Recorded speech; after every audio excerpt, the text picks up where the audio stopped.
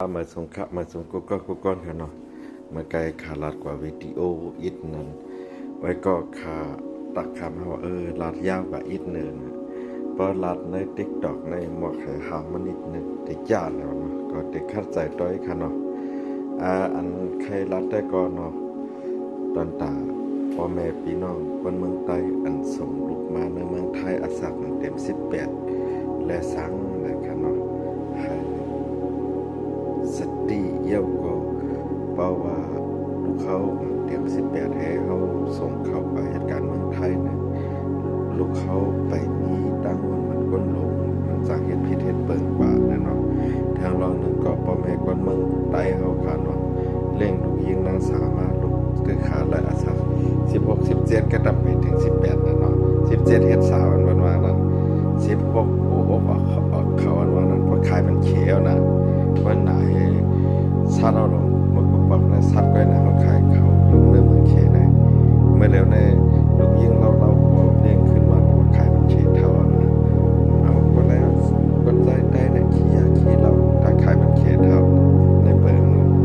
กำในลูกเจ้าเก่าก็เมืองเขผู้เจ้าผู้เป็นเดียวมาขายนะเปิ้นก็มาลาดกันเนาะเปิ้นเอามาขายก็นึงก็ได้นะว่าดูแลเงินกันนะดีในยันเปิ้นว่าไปได้เฮากับพากันได้เฮาเพราะว่าลูกเขาเต็ม18ให้เขาส่งเขาเมืองเขตเมืองไทยนะพันยอดมันเอาค่าได้หันกันนั่นเนาะเฮาว่าปแดกปากนะอันมาผิดเบิ่งมีว่า30กำไดอันที่อัน70ล้าน70ก็ดีโดยเปิดให้ IPI น้อยใครยึดรอบจัดเต็มก็ยิงจบจบความได้เบิ่นว่าเล็งยิงท่าในลูกใจท่าอยู่นะครับใครว่าได้ก็พ่อแม่พี่น้องคนใดส่งลูกมาในเมืองไทยก็เป็นวันนั้นเป็นเรื่องได้เป็นส่วนให้มาเห็นก็เห็นผู้ลิงเปิดเป่าลมเปิดเจ้าก็มือเอาที่หากินง่ายในขนมในวันนั้นก็เป็นแหละอย่าเอาที่มอได้เสียผ่านลัดถึงพี่น้องพ่อแม่คนเมืองได้เอาเสื้อมีลูกยิงนั้นนั่นเอาว่าแล้วเอาหักนั่นนั่นใครเสียงมันขับลูกยิงเขาว่าขายมันเก่งเท่ากับเขาก็อย่ามาเขาก็ไม่เอาในเมืองที่เก่านั้นให้ก็เอาโอเท่าเด็กๆเขาสักกะสนเพราะมาเมืองไทยกูเลย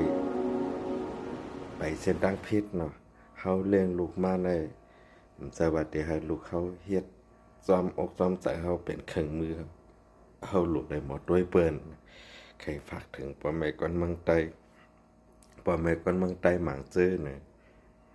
ฮู้ว่าลูกเจ้าเก่ากัดเขียนลงแหลนหาเงินไล่นำสั่งสิ่งเนี่ยเพราะว่าเจ้าเก่าไปตายเนี่ยใครให้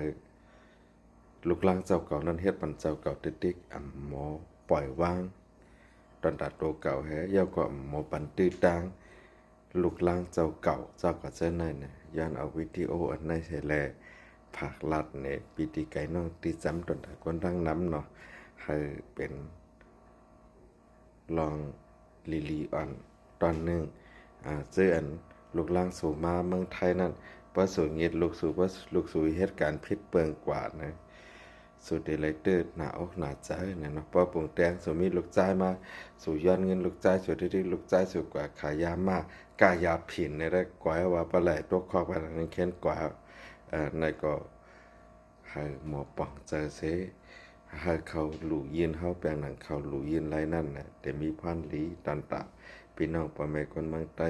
เดี๋ยวก็ปล่อยลูกเข้ามาเมืองไทยเนี่ยก็อย่าไปมุ่งมองว่าก็มีลูกขนาดขนาดก็ได้รายเงินขนาดขนาดนะว่ามุ่งมองให้นั่นนะเพราะลูกเจ้าเก่าไปเส้นทางพิษนะเจ้าเก่าเข็นเตเตออกโตเตอเจอเนี่ยเนาะมือหานิ้วในยักนิ้วแล้วก็เจี๊ยบเอานะใครฝากถึงพ่อแม่คนเมืองใต้ซื้ออันปล่อยลูกมาเมืองไทยไกลๆย้อนเงินลูกเงินล่างหนานั่นน่ะไล่หันอันลูกเข้าไปตั้งพิษแต่หน้าเฮือนปานยาปานเหตุการณ์ก่อมออกมันน่ะก็เปิดแต่หน้าเฮือนก็จะว่าคักเปิ้นให้เอาน่ะแค่รายเงินเปิ้นให้เอานะกำเนินมาก็หน้าเฮือนลูกหลานเจ้าเก่าก็มันกึ้มนะใครฝากรัดถึงซื้ออัน พ่อแม่ฮักลูกกว่าเนาะอันพ่อแม่ฮักลูกแต่ก็ย้อนยินจอมกูก็กูก่อนครับมาส่งครับบ๊ายบาย